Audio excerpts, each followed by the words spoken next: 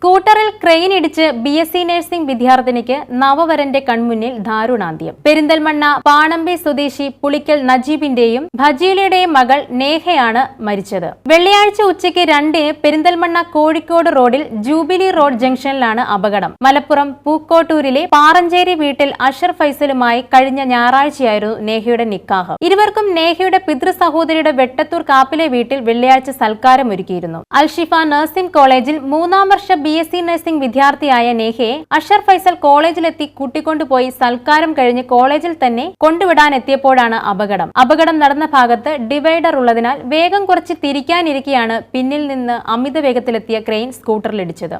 റോഡിൽ തെറിച്ചു വീണ നേഹ ക്രെയിനിന്റെ അടിയിൽ പെടുകയായിരുന്നു. അഷർ ഫൈസൽ മറുഭാഗത്തേക്കും വീണു. ഗുരുതര പരിക്കേറ്റ നേഹയെ ആശുപത്രിയിൽ എത്തിച്ചെങ്കിലും മിനിറ്റുകൾക്കകം മരിച്ചു. അപകടത്തിന്റെ CCTV ദൃശ്യങ്ങൾ പോലീസ് പരിശോധിച്ചു. നിയ, സിയ എന്നിവരാണ് നേഹയുടെ സഹോദരങ്ങൾ.